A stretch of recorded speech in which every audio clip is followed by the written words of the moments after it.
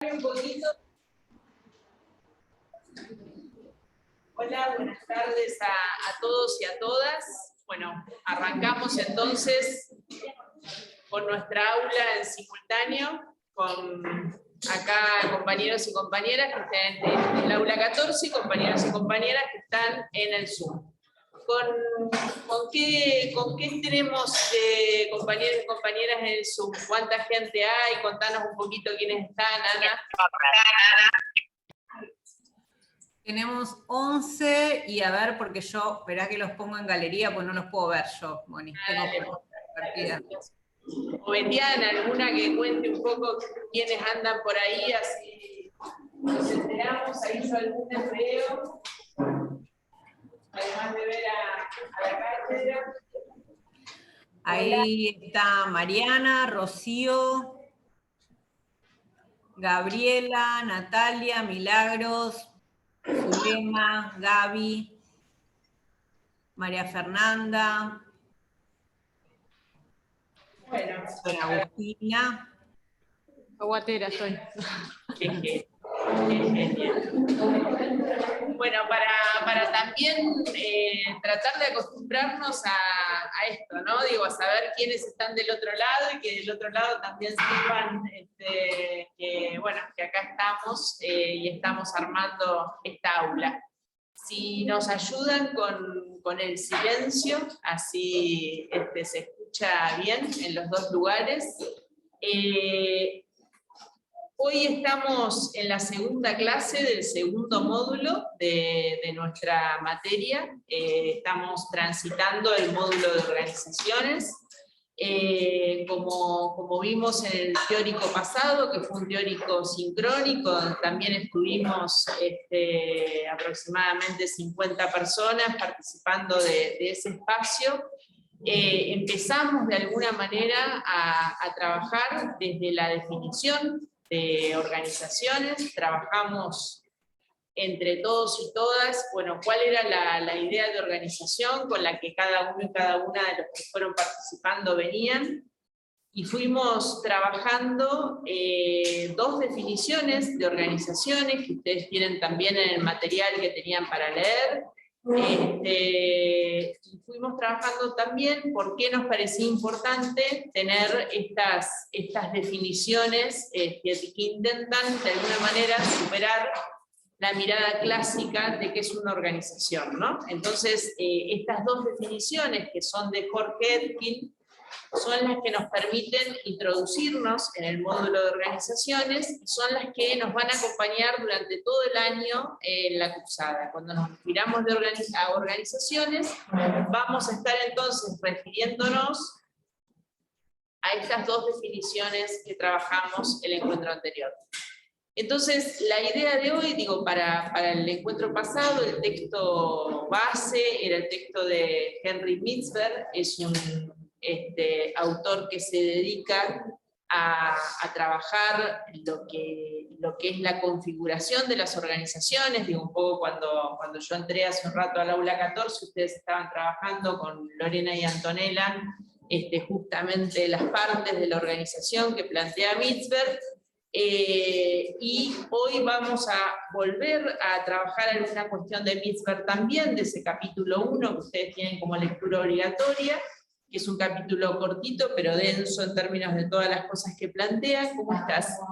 Y vamos a trabajar también el capítulo 3 del libro Gestión de la Complejidad de Jorge Etkin, donde lo que él hace es trabaja su idea de qué es la dinámica de una organización, ¿no? Digo, desde el inicio del módulo hemos hecho de alguna manera la presentación de entender a las organizaciones de una manera dinámica, de una manera que trate de superar la versión estática y la versión rígida y la versión lineal de qué son las organizaciones.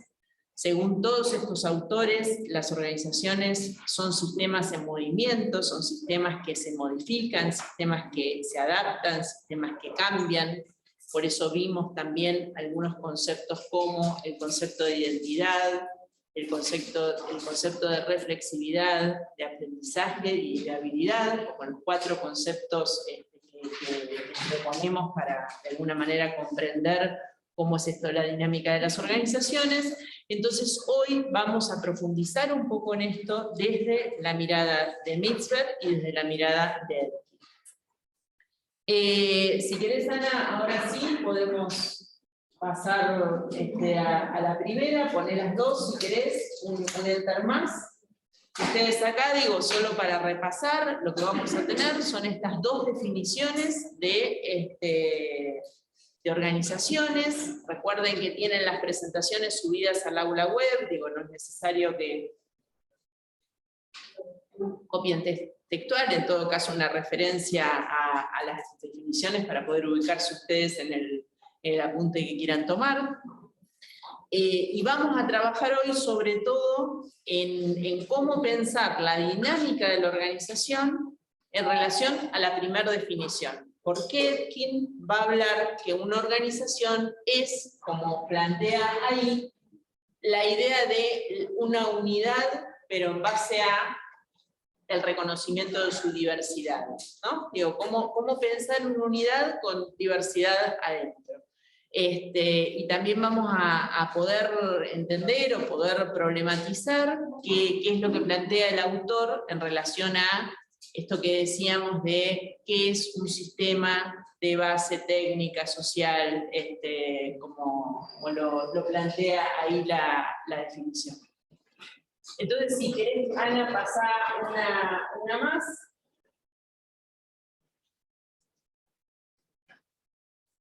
Acá hay una primera cuestión que es muy importante que ustedes la visualicen, que la puedan comprender, porque es el sentido que le vamos a dar a cómo pensamos las organizaciones de acá a diciembre y hasta que ustedes aprueben la materia. Después, como decimos siempre, elegirán, ¿cómo estás? Elegirán si lo incorporan o si la sueltan y siguen su camino con otras definiciones. Pero por lo menos hasta que aprueben la materia, traten de incorporarlo. Si querés un enter más, desde el punto de vista conceptual, siempre cuando nosotras hablamos de organizaciones, hablamos de este esquema con estas flechas que van y vienen. O sea, una organización no se define solo por el adentro, sino que una organización siempre se va a definir en diálogo con el afuera. Esto es como lo más básico de lo básico de lo básico para que después podamos complejizar, sea desde el planteo que vamos a ver hoy, o sea desde el planteo de Jorge Sotelo, que es la clase que tienen para la semana que viene, la grabada que cambiamos. O sea, el secreto del éxito es comprender esto. Las organizaciones, yo les decía hace unos encuentros, tendemos a pensarnos en soledad, tendemos a pensarnos hacia adentro. Nos olvidamos que las organizaciones existimos porque hay una afuera que demanda que algo se haga, que algo se genere, que algo suceda, y por eso las organizaciones existimos. Sin ese afuera que nos interpela, las organizaciones dejan de tener sentido. Entonces decíamos en alguno de los encuentros, ¿cómo están? Cuando cambia el sentido del afuera, tiene que cambiar el sentido del adentro. Sin perder identidad, pero tiene que cambiar el adentro. Ejemplo de esto decíamos, ¿qué nos pasó a las instituciones educativas, a las organizaciones educativas en el marco de la pandemia? El aula física era como lo más representativo de lo que es una escuela, de lo que es una facultad, estamos acá. Sin aula no había nada. Bueno, nos quedamos sin el aula. Entonces, tuvimos que ser capaces de ayornarnos de alguna manera y durante esos 2 años generar algo que hiciera que sin perder la identidad de ser una organización educativa, pudiéramos estar a la altura de las circunstancias que tenían que ver con la situación de pandemia. Estas no todas las organizaciones lo pudieron hacer. Hay organizaciones que quedaron detenidas y no pudieron sostener sus prácticas porque no pudieron de alguna manera establecer el diálogo de afuera. Hay un micrófono prendido, ¿no? Eso me da pánico, vieron que una vez no se da cuenta y arrancás a hablar cualquiera. Listo, teóricamente listo. Ya censuramos con onda a quienes estaban.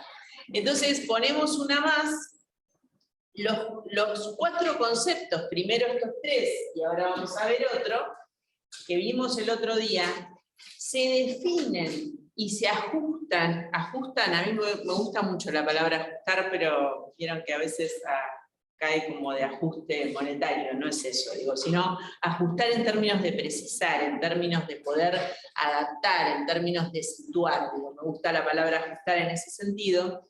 Estos 3 conceptos, que son los conceptos que vimos en el encuentro pasado, se ajustan en función de ese afuera. O sea, no podemos hacer ningún proceso, ni de consolidar nuestra identidad, ni de cambiarla, ni de reflexionar, ni de aprender si no estamos en este ida y vuelta con el afuera. Y por último, ahí sí, Anita, un enter más, cuando hablamos de una organización viable, la viabilidad de una organización no se sostiene en sí misma, sino que se sostiene con el afuera. Digo, nuestra facultad tiene sentido si tenemos inscriptos e inscriptes. Si no viene nadie, no tiene sentido. Entonces, digo, el sentido del afuera o las nuevas carreras, ¿no? Digo, fonoaudiología rápidamente tenía un montón de gente. La tecnicatura tal vez no. Entonces digo, bueno, son estas cosas, apuestas que se hacen y definiciones que se van tomando en relación a, bueno, hay una hipótesis de que es una carrera que por X situaciones podría funcionar. El chequeo y la viabilidad siempre está con el afuera. No podríamos pensar que la organización Facultad de Trabajo Social, con la carrera de gestión comunitaria del riesgo, por ejemplo, no puede seguir trabajando y profundizando la relación con los lugares donde los y les estudiantes pueden venir e ingresar a hacer esa carrera, ¿sí? Esa es la idea de... Bueno, esto que parece así como muy sencillo, ahora se complica un poquito porque pasamos a la siguiente.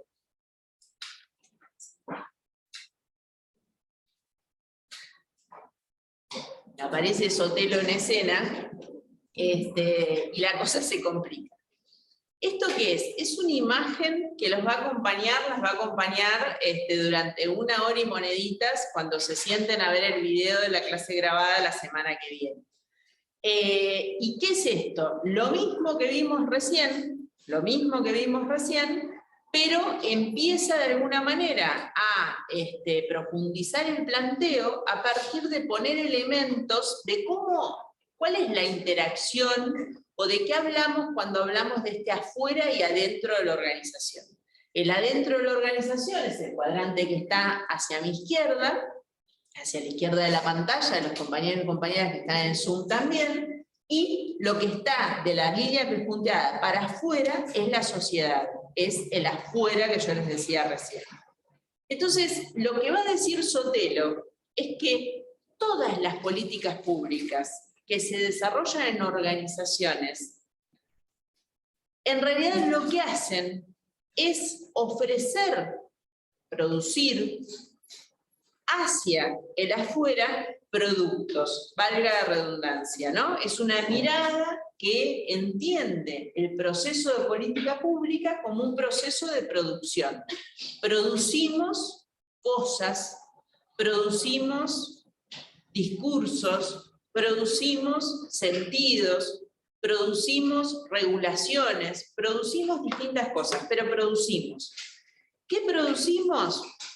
Bienes, servicios, regulaciones, políticas, que ¿qué hacen? Responden a problemas de la sociedad. Por eso, las organizaciones, el fin último de las organizaciones, es responder a demandas y necesidades que una sociedad en un momento determinado establece. Vamos a poner un ejemplo. Nosotros decíamos, acá en la facultad, en relación a lo que estamos compartiendo entre nosotras y nosotros, tal vez uno de los procesos más fuertes que tenemos es el proceso de enseñanza-aprendizaje, ¿no? Lo que ocurre en las aulas. No es el único proceso que se produce desde la organización Facultad de Trabajo Social, pero es uno. Entonces, ese proceso lo que genera es justamente el acto educativo, ¿sí? Digo, como producto principal. Las acciones de enseñanza no son las únicas, porque también tenemos acciones de inclusión, también tenemos acciones de participación, también tenemos acciones vinculadas a la investigación, bueno, un montón de cosas. Pero el producto, en términos de este proceso, es esto, es lo que ocurre en el proceso de enseñanza-aprendizaje. ¿Cuál es el sentido de esto?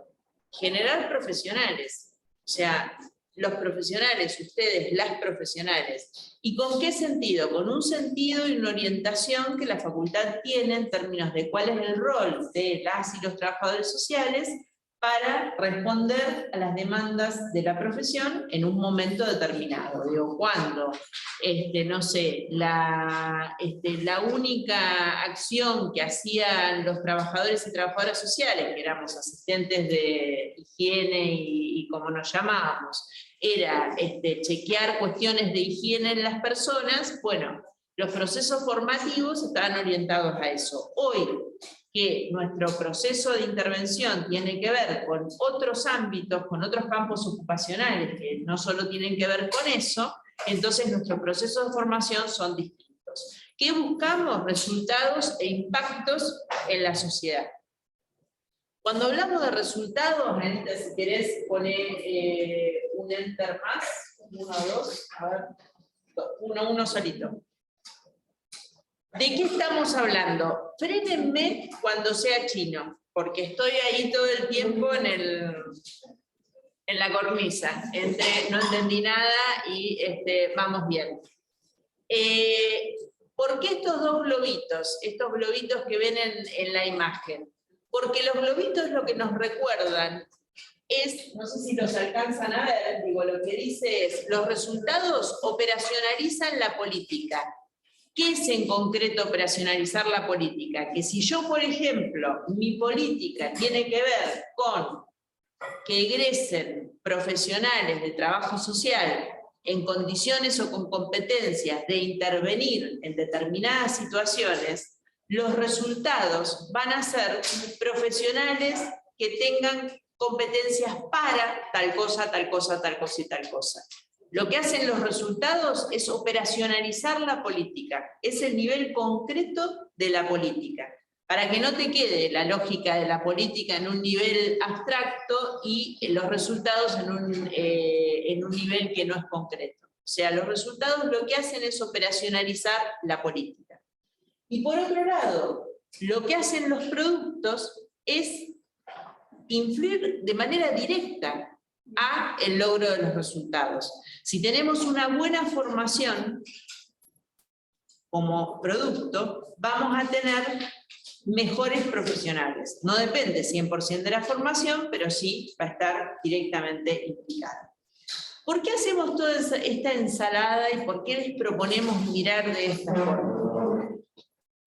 Porque, como decimos siempre, pensar en qué generamos, si no les gusta la palabra qué producimos, nos permite mirar en concreto qué hace la organización, pero no desde los procesos, sino desde los resultados. Pongo otro ejemplo. Si nosotros, por ejemplo, queremos mejorar la calidad de un centro de salud en cualquier barrio, nosotros podemos decir, bueno, ¿qué hacemos? Bueno, no, lo que hace el enfermero es tal cosa y el médico no sé qué tal otra, y entonces qué sé yo. Pero en términos de la gente, ¿qué le generamos? ¿Qué cosas hacemos? ¿Tenemos, por ejemplo, atención diaria que abarque los 2 turnos mañana-tarde? No, eso no. Tenemos entrega de medicamentos garantizando la continuidad de las personas que están en vinculación directa con el centro de salud. No, eso tampoco. ¿Tenemos la posibilidad de tener acceso a determinados programas articulados desde el centro de salud cuando viene el camioncito de no sé qué? No, eso tampoco. Bueno, esos son los productos concretos. Entonces, lo que te permite esta mirada no es mirar los procesos desde las personas que te dicen, no, pero yo hago un montón de cosas, yo trabajo un montón de cosas, sino mirarlo desde lo que eso hace en concreto. Es una mirada distinta de las organizaciones. Es como decirle, no me cuentes todo lo que haces, todo el esfuerzo, porque yo eso lo entiendo y ya te lo escuché. Ahora decime en concreto cómo es tu atención, pero mirándolo desde las personas, desde las afuera. ¿Es claro esto? ¿Sí? Dale. ¿Puede ser que guarde relación con análisis funcional, con la teoría de Google, en cuanto al funcionamiento de la institución, que puede ser una organización, en lo que imprime efectivamente los usuarios? Sí, en términos de la vinculación con Luró, sobre todo, lo que más cerca está es esta idea de pensar que las organizaciones son conjuntos heterogéneos que no van siempre para el mismo lado y no van siempre en logro de los objetivos. No es una mirada, la de Luró por lo menos, más productivista como es esta. Digo, esto lo mira desde el proceso de producción, pero sí lo que hace es compartir de alguna manera miradas no lineales sobre las organizaciones. Eso ahí sí coincidimos en la mirada. Incluso si ustedes leyeron el texto, se lo van a encontrar estos autores como citados adentro de lo que plantean. Está bueno que vayan haciendo estas relaciones. ¿Pasamos? No pasamos. Esto para afuera, que es lo más complejo de ver. Para adentro es más sencillo. ¿Por qué? Porque lo que va a decir Sotelo, lo que va a explicar Sotelo en el encuentro que viene, es que una organización lo que hace es transformar recursos o insumos, dependiendo cómo le quieras decir, pero es lo mismo, mediante acciones en productos. Entonces, ¿qué hacemos en cualquier organización? Tenemos insumos, tenemos recursos de todo tipo, recursos humanos, recursos organizativos, financieros, etcétera, etcétera, y con todo eso que tenemos, lo que hacemos es generamos los productos. Entonces tiene que haber, cuando hablamos de acciones, hablamos de operaciones. ¿Vamos de vuelta? ¿Es lo mismo? Vamos de vuelta que vamos entre todos y todas. ¿Por qué les traemos esto? Digo, que sabemos que es otro lenguaje, otra cosa, es como entender a poder hacer funcionar un electrodoméstico que nos compramos, ¿no? Digo, te empezás y decís, no entiendo, o sea, un celular, lo que sea. Porque les permite mirar las organizaciones, no desde los discursos, sino desde la práctica. Y desde una práctica que no se automira, no nos miramos desde las organizaciones, sino que nos miramos desde los usuarias de esa organización. Es como si yo les dijera a ustedes, ¿qué piensan de la formación de la facultad? Eso es una mirada. Otra mirada es que yo diga, en la misma lógica que yo les diga a, no sé, personas que hace mucho tiempo que son trabajadoras y trabajadores sociales y que están en el campo ocupacional, che, contame qué te parece o cómo te resulta o no te resulta la formación que tiene la facultad. ¿Ellos desde dónde te van a responder? Te van a responder desde el uso práctico, desde lo que ellos tienen que tener o no tienen que tener, lo que usan, lo que no usan. No, la verdad que me sirvió un montón tal cosa, la verdad que no sabía para dónde disparar en tal sentido, contraté una trabajadora social, un trabajador social que no tenía ni idea de cómo se hacía un informe, etcétera, etcétera, etcétera. Es muy distinto que yo pregunte a los docentes de la facultad, ¿qué opinás de la formación? Y yo hago lo mejor. Entonces, es mucho más contundente lo que te puede decir un usuario o una usuaria de afuera sobre lo que pensás o tiene sentido de la organización, que el que te dice de adentro que no tiene distancia ninguna para poder verlo. Eso tiene que ver, por ahí en parte con esto que veíamos en teóricos anteriores de la evaluación, esto de la evaluación mixta, la evaluación externa o interna, pero como también, digo, esta mirada hace foco en la idea de la evaluación, pero de mirar las organizaciones desde afuera, pero así también con eso que precisas en cada momento. Digo, por ahí, con este ejemplo de la universidad, hay momentos en los que se necesita saber qué es lo que opinan los estudiantes, y hay momentos también en los que se necesita saber qué es lo que opinan los docentes o los trabajadores de la universidad. Totalmente. ¿Se escuchó, Ana? Se escucha por partecitas, no se logra escuchar toda la idea. Lo de hoy lo retomaste vos y lo del URO entonces se entendió. Bueno, vamos entonces con retomar. Lo que ella plantea es qué vínculos, y esto tiene que ver con lo que trabajamos en teóricos anteriores de la evaluación, del lugar de la evaluación, en poder mirar cómo funcionan las cosas, los momentos. Ella decía, bueno, en algún momento puede tener sentido que los estudiantes opinen o que las docentes opinemos, etcétera, etcétera.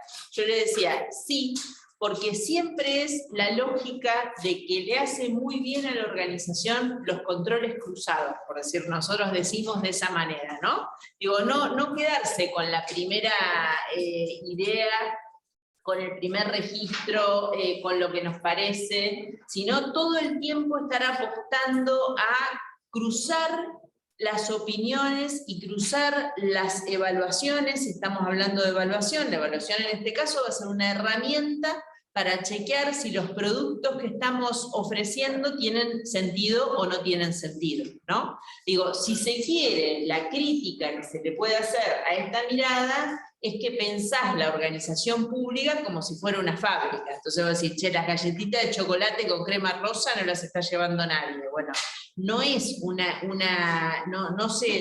no se hace, a ver, linealmente el pasaje de lo privado a lo público, sino que nos parece, y ahí está la potencia del planteo de Sotelo, que van a ver el encuentro que viene en la clase grabada, de cómo esta mirada nos objetiva un poco, nos ayuda a objetivar algunas cuestiones de la organización que nosotros y nosotras, en el análisis institucional, estamos como más acostumbrados a tener una mirada más de lo subjetivo, ¿no? Entonces la entendemos como complementaria, no reemplaza, pero sí como complementaria. Te ordena patitos en el sentido de decir, decime en concreto qué haces, decime en concreto qué entregás, y mirándolo desde el usuario o usuaria y no desde el que está implicado de manera directa.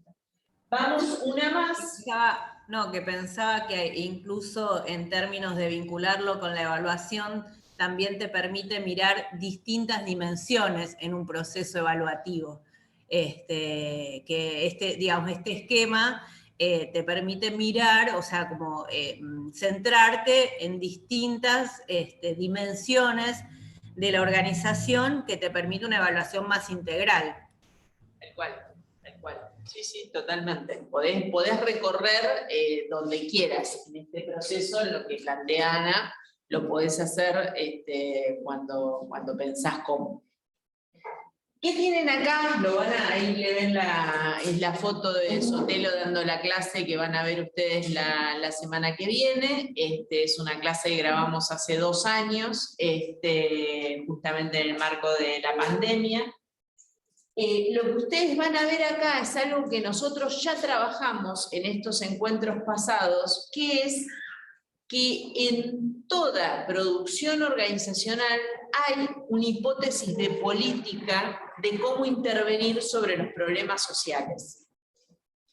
Entonces lo que hace Jorge dice, cuando hablamos de la organización para adentro, tenemos un tipo de relación insumo-producto, lo que yo les decía recién.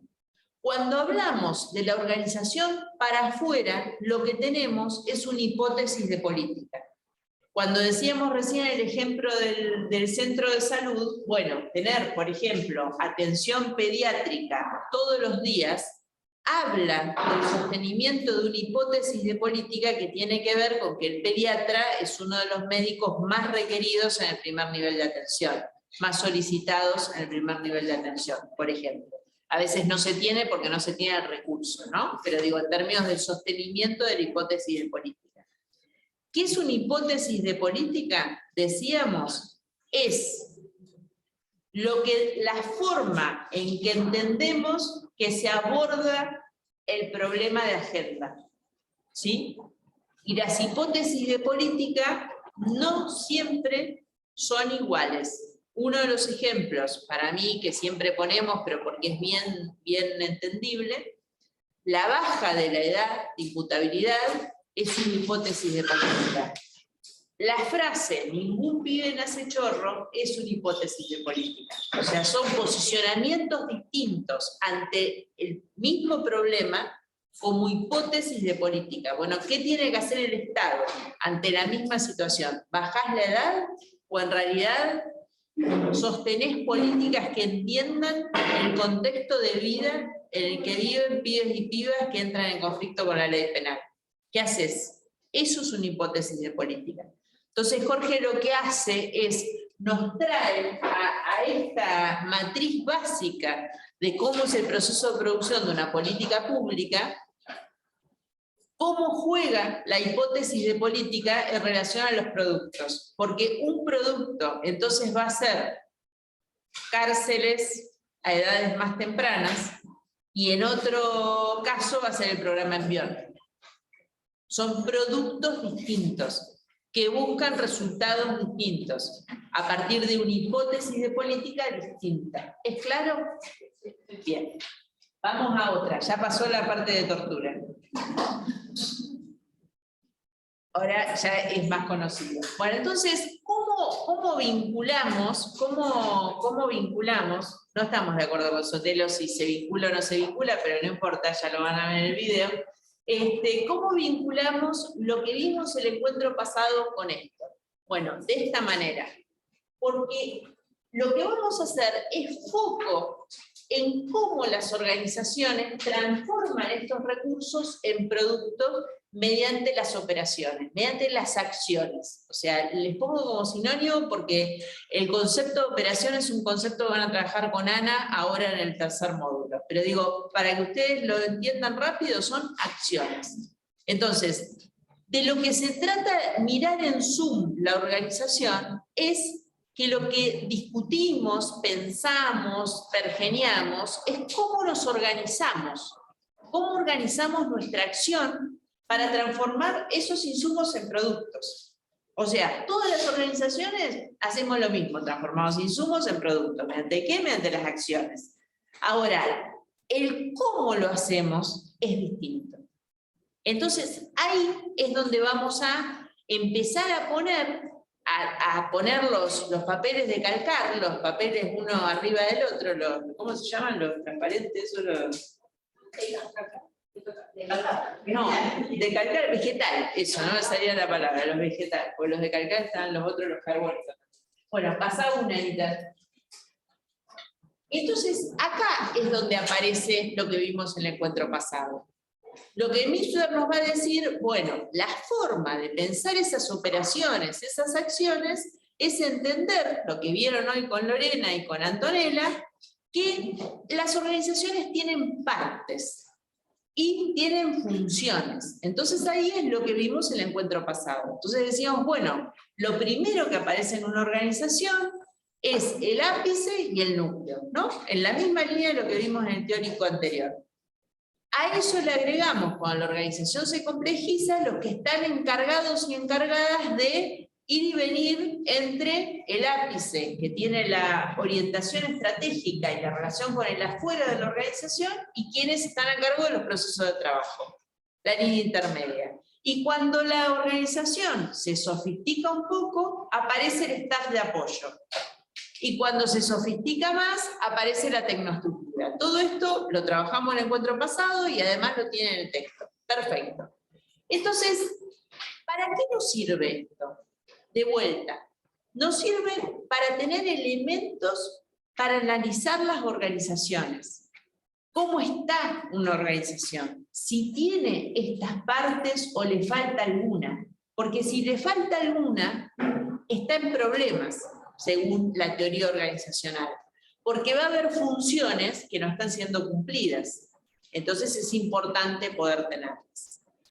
Pero además, pasemos otro enter, lo que va a decir Mitzberg es que esta estructura que vimos recién, estas partes que vimos recién, no son de una sola manera, sino que aparecen otras cuestiones que también tenemos que tener en cuenta. Entonces él va a hablar de varias dimensiones, de varios flujos, va a decir él, que son lo que tienen acá representado. El primer flujo del que habla Mitzberg es la estructura formal, ¿sí? La más típica, digo, quién es el decano, quiénes son los secretarios o secretarias, quiénes son pro, quiénes son directores, quiénes son jefes de departamento, pensando en nuestra facultad, por ejemplo, ¿no? Es la estructura formal de una organización. Ahí, claro, ya les vayan anotando. Audio. Ahora, además de esto, pasarlo una horita, que es la representación de esta estructura formal de autoridad, digo, que tiene una organización, tenemos otros flujos que también están en una organización en la línea de todos estos autores que venimos nombrando. Que es pensar, que guarda con que pensemos que una organización solo es estructura formal. ¿Qué es lo que te dice la mirada más simple, la mirada más lineal? La mirada de la definición clásica de organizaciones. Te dice, no, fíjate acá el que tiene las, no, o la que tiene. Bueno, lo que te va a decir Mitzberg, aparece otro, dale 2 enter, otro más, que es, no, pará, te pasaste una. El flujo de comunicación informal. Que él dice, es muy importante, porque es cómo se comunican las cosas, es cómo se habilitan los procesos. Entonces digo, no sé, pongo un ejemplo. Yo me olvidé, confundí el cable de mi computadora. Dejé el cable acá en la facultad. ¿Se imaginan que si yo tengo que hacer el proceso formal de pedido, autorización, de entonces, para, qué sé yo? Bueno, nada, como teníamos acceso directo a una de las personas que tenía las llaves del lugar, rápidamente accedía al cable. Entonces, esas cuestiones que tienen que ver con un vínculo de 20 años con esa persona, o sea, que son los que explican muchas veces qué pasa en las organizaciones. Tercer flujo, o tercera forma de pensar las organizaciones. Vamos 2 más al PIB. Esto yo siempre lo digo porque soy una convencida, a mí me gusta mucho como modo de pensar las organizaciones, que es detectar lo que Mitzberg va a llamar constelaciones de trabajo. ¿Qué son las constelaciones de trabajo? Las agrupaciones de personas que trabajan juntos y juntas por afinidad, que a veces no tiene que ver ni con la jerarquía, ni con el organigrama, ni con quién tengo que trabajar, sino con quién quiero trabajar, con quién me resulta más sencillo. Y yo pongo siempre el mismo ejemplo, cuando todos y todas buscamos grupo para hacer un trabajo. Rápidamente buscás con quienes mejor te sentís, o con quien mejor laburás, etc. Bueno, eso es constelación de trabajo. Y un último, y ahí vamos a... Para Boni, que levantaron la mano. Florencia levantó la mano. Dale, Florencia, te escuchamos. Hola, profe. No, estaba pensando algo que hablamos la clase pasada, que estos flujos de esta comunicación informal y estos trabajos, grupos de trabajo por afinidad, muchas veces tienen que ver a cómo, o si se implementa o no una política pública, ¿no? A la dinámica de trabajo de adentro de las organizaciones, de las direcciones, de las áreas, en las escuelas, ¿no? Como, no sé, para implementar la ESI, bueno, como así pienso, ¿no? Como tiene que ver con, como digo, porque a veces esto que hablábamos, por ahí Mitzberg no sonaba como, ¿por qué estoy leyendo esto? Por ahí para pensar que esto tiene que ver con, puede pensarse como para la implementación de políticas públicas, y esto, a la cuestión hasta de la autonomía relativa de los trabajadores y estas cosas que no quedan tan atadas a la estructura formal y que parecería estática, digamos, de un organigrama, por ejemplo. Totalmente. No te veo, pero ahora ya te ubiqué quién sos. Claro, totalmente. Sí, es como vos decís, digo, porque ya lo que decía el encuentro pasado, ¿qué hacemos viendo a Misberg, que ya estudió economía en ciencias económicas? Es un poco esto, es abrir las posibilidades de cómo miramos las organizaciones. O sea, estamos muy acostumbradas a que es de una sola manera. Entonces, esto lo que nos hace es, nos da más elementos para pensar no solo cómo entenderla, sino también en la línea de lo que dice Florencia, cuando nos toca la posibilidad de llevar adelante políticas concretas, poder estar abiertos y abiertas a estas miradas o estas posibilidades, etcétera, etcétera. Y queda Yo tengo una... una pregunta, Sí.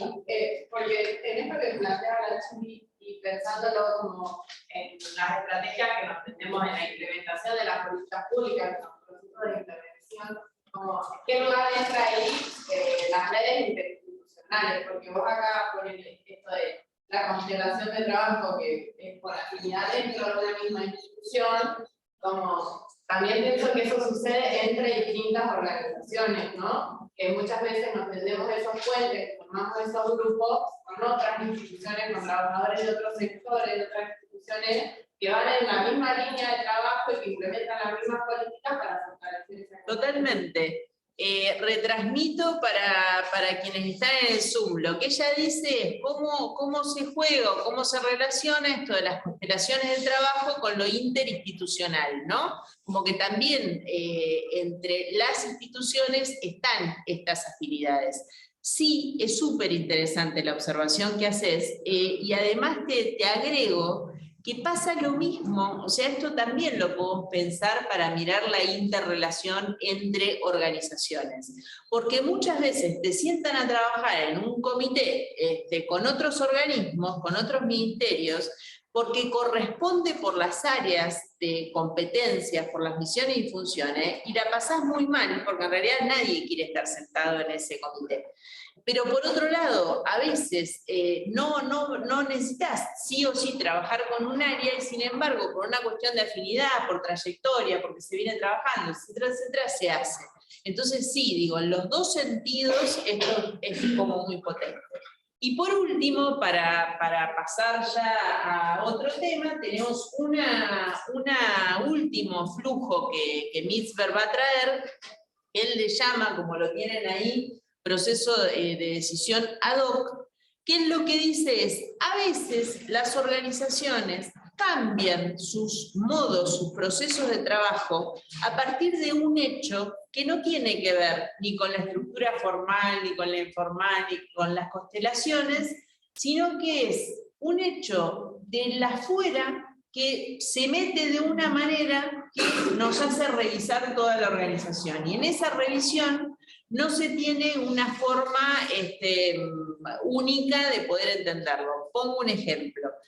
Si ustedes acá, por ejemplo, en las cursadas, digo, hay algún suceso, un vecino o una vecina que se queja en relación a algo de la facultad, y eso empieza todo un proceso que a veces llega al decano, pero a veces llega a la estudiantil, o a veces llega a un docente, o no sé, nos ha pasado de como docente poner la cara ante una situación y entonces, bueno, esto, ¿no? Digo que las organizaciones no están tapiadas al afuera y que el afuera les respeta su forma de organizarse.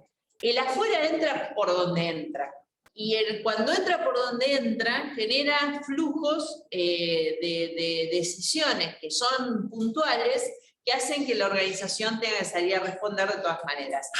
¿De qué nos sirve todo esto? Pensar, y ahora sí, Anita, si te parece, pasarlo todo hasta que complete, que una organización es la suma de todo esto. Entonces ahí de vuelta retomo lo que vos traías. Digo, la mirada de estos autores es la idea de lo multidimensional, la idea de los múltiples planos, la idea de comprenderlo no de manera lineal, insisto con esto, ¿no? Digo, esto es un poco la idea. Entonces, el aporte que hace Mitzberg a pensar las organizaciones complejas, a pensar, él no habla de complejidad, pero sí tira elementos para pensar las organizaciones de esta manera. Entonces, pasamos al último aporte de Mitzberg, para decirlo de alguna manera, que solo lo tiro como título, y sí lo que en términos de incorporación de contenidos les vamos a pedir que puedan registrar cuál es la definición de lo que es una estructura. O sea, de qué es una estructura organizativa, que no es lo mismo que el organigrama. O sea, porque hay una confusión muy importante, y a ustedes como trabajadoras y trabajadores sociales les va a pasar, que se confunde el organigrama, que es los ravioles, como se suele decir en la jerga, digo, de lo que es una organización, con lo que es la estructura organizativa. Son dos cosas distintas. La estructura organizativa, como lo dice su palabra, es el diseño que nos muestra cómo dividimos el trabajo y cómo coordinamos la tarea. Vamos de vuelta. La estructura organizativa es el diseño que nos muestra cómo dividimos el trabajo y cómo coordinamos la tarea. En cualquier organización de lo que se les ocurra, vas a tener las acciones que venimos viendo desde hace un rato.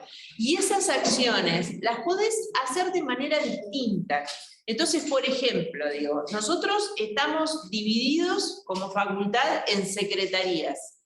Tenés investigación, tenés académica, tenés extensión, tenés administrativa, todas las que tenemos.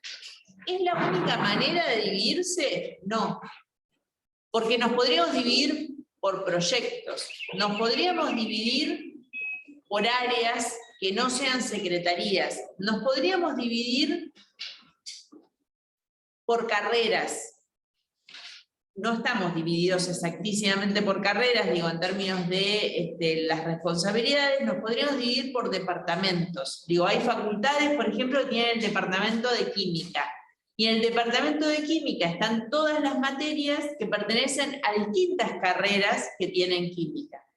La forma en cómo dividimos el trabajo no es igual en todas las organizaciones. Entonces acá hay un reduccionismo bestial, que es que pensamos que hay una sola manera de armar las estructuras organizativas. Error, error, no. ¿Y dónde nos preocupa esto sobre todo? Cuando pensamos en el ejercicio profesional de ustedes, el día de mañana, o de las que ya están y los que ya están recibidos, que están en esto que decimos nosotros siempre, ante la aparición de nuevas situaciones. Porque a las nuevas situaciones no le puedes responder de la misma manera. Entonces, por ejemplo, pongamos un ejemplo. Cuando viene la situación de la pandemia y que tenemos que hacer todas las clases por medios electrónicos, lo primero que nos pasó es que buscábamos los teóricos y los prácticos, o sea, buscábamos las mismas maneras de vincularnos que en el aula. Hasta que empezamos a darnos cuenta que tal vez había que pensar otra forma de dividir las tareas de ustedes y de coordinar lo que estábamos haciendo con ustedes. Bueno, el diseño organizativo te sirve para eso, para poner en tensión cómo es mejor organizarse. No hay una manera, hay muchas maneras. Y lo mismo pasa cuando queremos coordinar la tarea. ¿Cómo coordinamos lo que hace ella con lo que hago yo con lo que hace ella? No hay una sola manera, hay muchas. Entonces Mitzberg nos propone 5. Vamos, entonces una más. Lo que ustedes tienen ahí son, solo para que vean el dibujito, o sea, esto sí no les vamos a pedir que puedan explicar nada, porque es eso, es un dibujito solo para abrirles una ventanita y que ustedes puedan profundizar si quieren el día de mañana, que son dibujos de estructuras que están armadas de distinta manera. Por división, por función o matricial, que son como las más típicas, ¿no? Entonces, ¿qué tienen que registrar ustedes de esto? Eso, que hay diseños organizativos diferentes que van a estar en función de qué es lo que necesitamos lograr, qué es lo que necesitamos sostener. ¿Vamos hasta acá? Bien. Es como decir, ¿te gusta dividir? Y más o menos, ¿te gusta?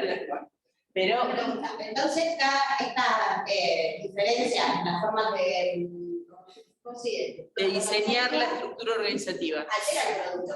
Sí, claro. Se logra uno u otro. Exacto. O sea, y si querés, es viceversa. Las estructuras alteran los productos y los productos también alteran las estructuras. Pongo un ejemplo en la lógica de lo que está planteando la compañera. Si nosotros, un tema que ya trajimos, queremos trabajar en nuestro hospital con la política de parto respetado, no podemos tener absolutamente dividido desde el punto de vista de las funciones lo que es la guardia de lo que es el servicio de obstetricia y de lo que es neonatología. Porque necesitamos sostener un proceso a la persona que va, o a las personas que van a parir en conjunto, que tenemos que poder articular. Entonces, uno de los grandes temas es que vos, en la mayoría de los hospitales, te atiende la guardia y la guardia se hace cargo de la guardia. Y si justo te tocó llegar a las 3 de la mañana y las obstetras están durmiendo, y el de la guardia te va a decir, y mira, hago todo lo que puedo, pero no la puedo despertar. O sea, no está el concepto de que pertenecen, por ejemplo, a un mismo servicio, que empieza cuando la persona llega y se va cuando la persona egresa o es dada de alta. Lore. Ah, bien. Entonces, en esta lógica de pensar que las estructuras mueven productos y los productos mueven las estructuras, es de vuelta donde aparece la idea de dinámica de la organización. Entonces, hacemos una más.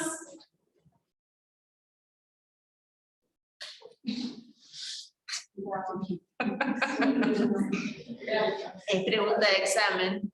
Así que prestenle atención a todos y todas. Pero van a ver, pero van a ver que cuando lo incorporen es muy bueno, es muy bueno. La tipa vendiendo. ¿Por qué? Porque estas son las 5 formas de coordinar la tarea que plantea Misberg. Entonces, de vuelta. Estamos acostumbrados y acostumbradas que la supervisión directa, alguien que te mire y te revise si hiciste bien las cosas, es como lo más claro, exactamente, lo único. No es lo único. Lo que va a decir Misberg es, depende qué tarea hagamos, va a ser el tipo de coordinación. Entonces, en algunos casos necesitamos que alguien supervise. Pero en otros necesitamos adaptarnos mutuamente. Si ustedes están haciendo el trabajo final de, no sé, trabajo social 4, y es en grupo, ustedes van a ir coordinándose de igual a igual para poder hacerlo. No se va a poner uno o una en jefe y va a decir, che, hace tal cosa, hace tal otra, fíjate tal cosa, yo, ¿no? Digo, entonces en ese sentido, a veces no sé si se estiran o levantan la mano. Te tiraste. Bien, perfecto. Ella, por ejemplo, cuando levanta la mano, hace así, ¿no? Mueve la muñeca. Entonces yo ya la identifico que es una manera sutil de participar. Perfecto, pero digo, hasta que las engancho, me pierdo. Entonces, la idea de la adaptación mutua es cuando hay pares que están haciendo una tarea. La supervisión es cuando hay una jerarquía. Alguien tiene más idea que otro, entonces necesitamos supervisar, necesitamos registrar eso o controlar, depende, ¿no? Esto no es malo per se, cada uno tiene sus pros y sus contras. Lo que tenemos que saber es que, depende de la situación, se usan unos u otros. Además de la supervisión directa y de la adaptación mutua, están los tipos de estandarización. Y ahí tenemos de distintas cosas, de la tarea, del resultado y de las competencias. Para no hacerlo muy largo, porque además lo tiene en el texto, digo, lo pueden ver, poner solamente algunos ejemplos. Cuando hablamos de estandarización del trabajo, es donde entra a jugar fuertemente la tecnoestructura. ¿Por qué? Porque es donde nos dice, por ejemplo, la propuesta pedagógica en la Facultad de Trabajo Social durante muchos años se hizo de la manera que nos parecía a los docentes, o sea, no había un esquema de cómo se presentaban las propuestas pedagógicas. A partir de la intervención de la Secretaría Académica, de la Prosecretaría en realidad desde hace unos años, se estandarizó eso. Entonces, las propuestas se presentan de manera estandarizada. Ahora, también lo que puede pasar es que nos pidan que cada uno lo hace como quiere, pero el 30 de noviembre tienen que estar todas las notas. Entonces, lo que nos estandarizan es la producción. No nos dicen, hacelo de esta manera, no se meten en cómo lo hacemos, pero sí que el 30 de noviembre tienen que estar todas las notas. Son distintos tipos de estandarización. Algunos se dicen, tipo McDonald's, todas las hamburguesas salen igual. En la lógica de lo público, uno podría decir, el trato a la parturienta siempre tiene que garantizar estas condiciones. Después hacerlo como quieras, pero siempre tienen que estar estas condiciones. Bueno, esas estandarizaciones son las que muchas veces te ayudan a garantizar derechos, aunque parezca que nada tiene que ver. Porque a veces la forma de hacerlo es tan hippie que no nos permite chequear nada. Entonces la estandarización no es mala por en sí misma, sino que hay que saber dónde usarla, cómo usarla, etcétera, etcétera. Y la última estandarización, va a decir Mitzberg, tiene que ver con estandarizar competencias. Un típico ejemplo de esto son el examen de residencias, de trabajo social, de medicina, el que quieran, ¿sí? Cualquier cosa, pero tenemos que estandarizar las competencias que tenemos a partir de un examen. ¿Está bien? Digo, son distintas formas que tenemos de esto. Bien. Mitzberg entonces llega hasta acá. Pasamos, Ana, al siguiente. Pasarlo todo, digo, ustedes lo que van a tener acá es una síntesis de cuáles son los aportes de Mitzberg a esta idea de la organización compleja, al igual que hicimos con Etkin en algún momento. Y pasamos y llegamos al meollo del capítulo 3, que como decimos siempre, no es un texto simple como el de Mitzberg, porque el de Mitzberg es esquemático, es pesado, lo que quieran, pero es simple. El de Etkin no es tan sencillo de seguir porque todo el tiempo trae muchas ideas, abre, entonces es complejo en ese sentido. Lo que él va a decir es, bueno, para entender las dinámicas de las organizaciones tenemos que apelar a las formas de entenderlos que vengan desde darnos respuesta a lo que allí sucede. Y que eso que allí sucede no es algo sencillo de desentrañar, porque lo que allí sucede, en principio, es multidimensional, aparece con un montón de dimensiones, lo que decíamos hoy. Entonces, lo que va a decir Etkin es que él asume como teoría, él asume como propuesta, la teoría que habla de lo que es la visión estructural del cambio. Y lo que hace durante el capítulo 3 es nos presenta cuál es la propuesta de la visión estructural del cambio. ¿Y por qué él habla de cambio? Porque él lo que dice que las organizaciones nunca están quietas, que las organizaciones no pueden entenderse como estructuras rígidas, sino que están en constante movimiento. Entonces, las palabras que ustedes ven ahí son palabras que va a usar Etkin de esta teoría para ponernos en tensión todo el tiempo esta idea de la unidad en la diversidad. Fíjense, hay divergencias, hay contradicciones. hay esas cosas. Y a pesar de eso hay fuerzas que van para un lado, fuerzas que van para otro. Esta idea de no tener el abordaje de la organización desde el orden, que venimos hablando del primer día de clase. Ahora sí levantás la mano. No, hoy una de las compañeras, uno de los grupos que había elegido como organización que va a ser planteaba justamente cuando leía los fines específicos de la organización, como que estaba mucho de los paradigmas con los que trabajaban muchos de los profesionales que estaban a cargo de las personas con problemas de salud mental. Totalmente. Entonces, digo, un poco, sí. En ese momento se lo simplifiqué porque recién estábamos como identificando las partes y dije, no se vengan con esto todavía, pero un poco, bueno, tenía que ver con eso, ¿no? Claro. Esto que dice Lorena, de cómo vos mirás una institución como el Basaglia, por ejemplo, y ves que entre las prácticas concretas y entre la misión, la visión, etcétera, etcétera, hay diferencias, es lo que el autor va a retomar cuando dice, toda organización siempre pasa por 3 momentos. Digo, para los que leyeron, las que leyeron el texto, lo van a ubicar rápido. Él dice, hay un momento de afirmación, un momento de negación y un momento de superación. ¿Qué es esto? Que el momento de afirmación es justamente donde vos decís, bueno, a partir de la nueva ley de salud mental, las usuarias y usuarios de los sistemas de salud, del sistema de salud mental van a ser tratados de esta manera. Pero después tenés la práctica.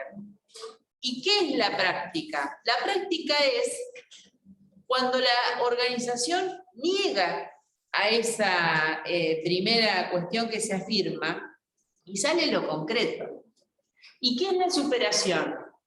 La negociación de esas dos cosas. Entonces, si vos, por ejemplo, vas a una institución psiquiátrica, digo, de pibes es lo que yo más registro, digo, donde vos los ves que están absolutamente dopados, que no pueden ni articular palabra, o te lo dicen las familias, digo, ayer Agustina también hablábamos en otra reunión de las personas privadas de libertad, digo, que vos te das cuenta que hay una sobremedicalización importante. Bueno, eso es una práctica que está absolutamente contraria a lo que es la ley de salud mental. Sin embargo, es la práctica concreta. Entonces, lo que va a decir Etkin es, esta visión estructural, lo que entiende es que la propia estructura de la organización tiene estas situaciones per se. Entonces, tenemos que poder entenderlas para ver cómo funcionan.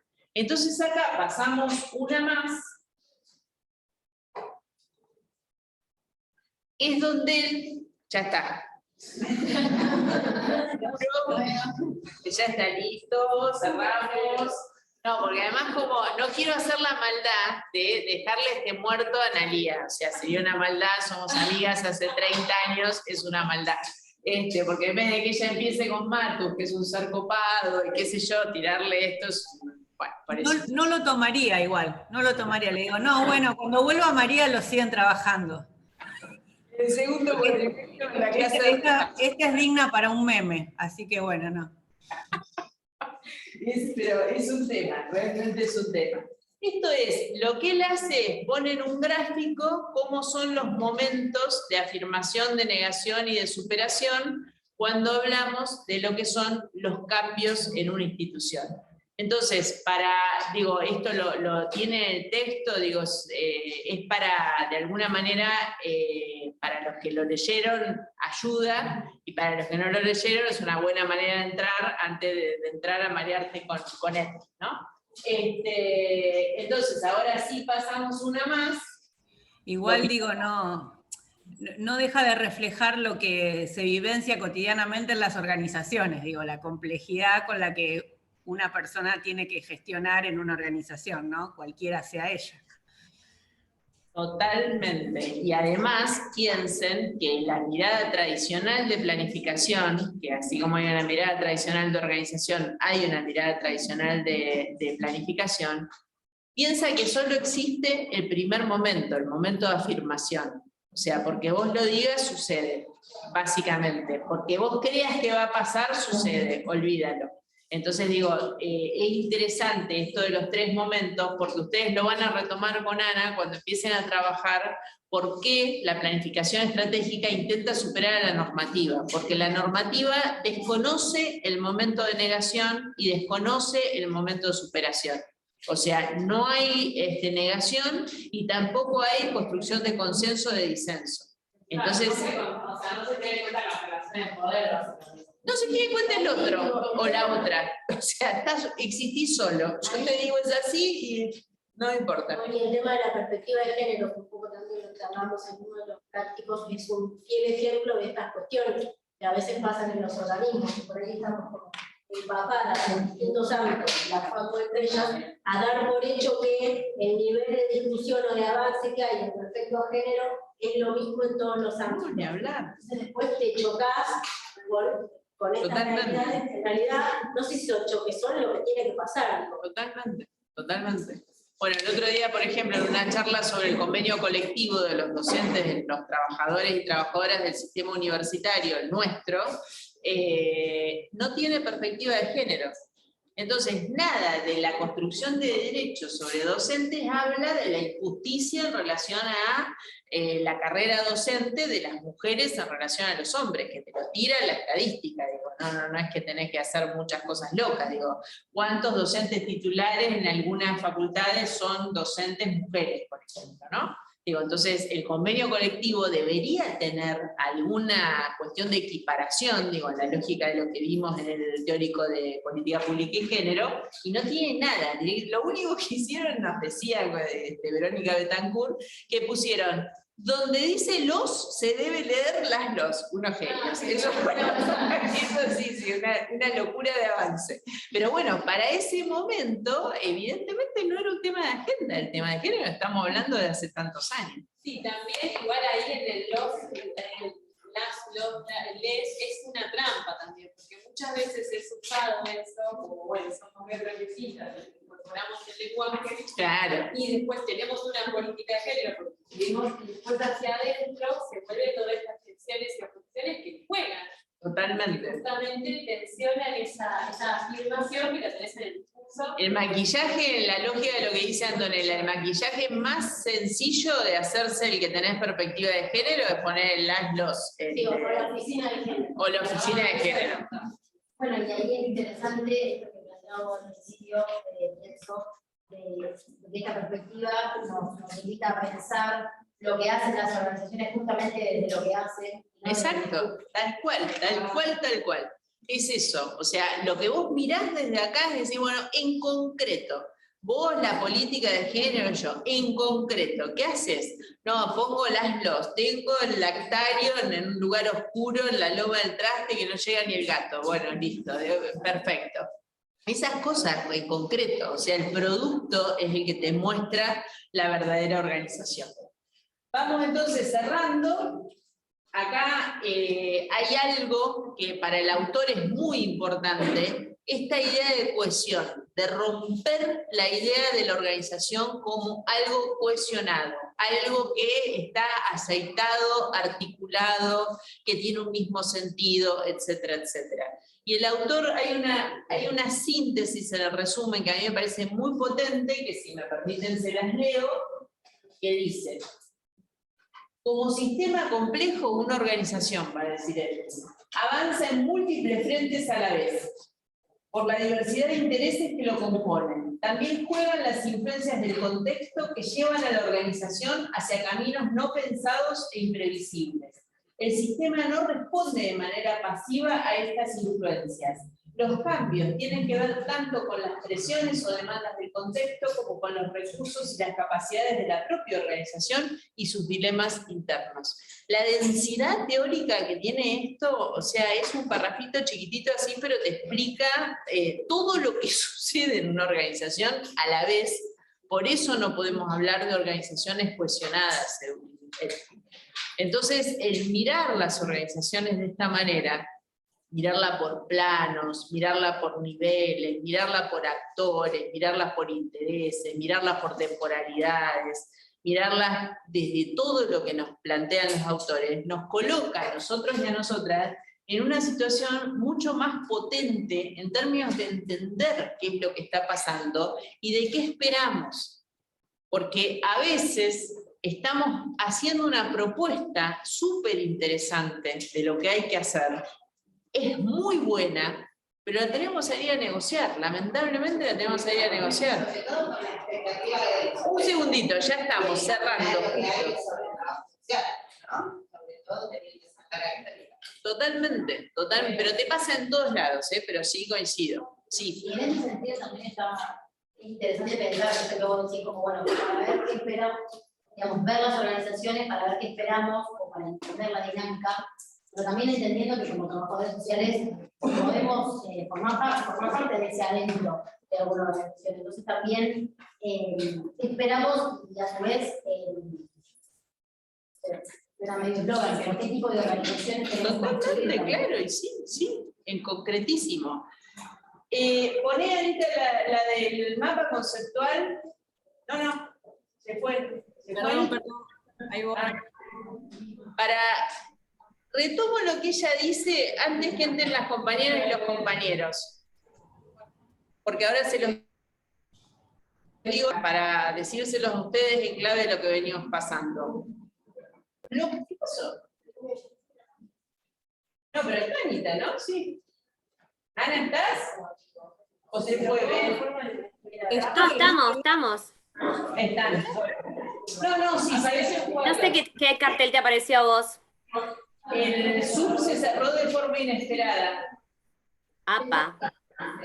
Pero si estamos todas juntas. ¿No? Vos estás también. Sí. Estamos. Si se puede poner el mapa conceptual, genial, mientras yo les digo algo a los chicos. Porque lo puse, pero a ver. Está puesto, fíjate vos, Bonnie, ahí. Ahora se fue, pero... A ver, espera que vuelvo a intentar. No, pero es algo del Zoom de Bonnie. No olvides nada y cerralo. Ahí va. A ver si...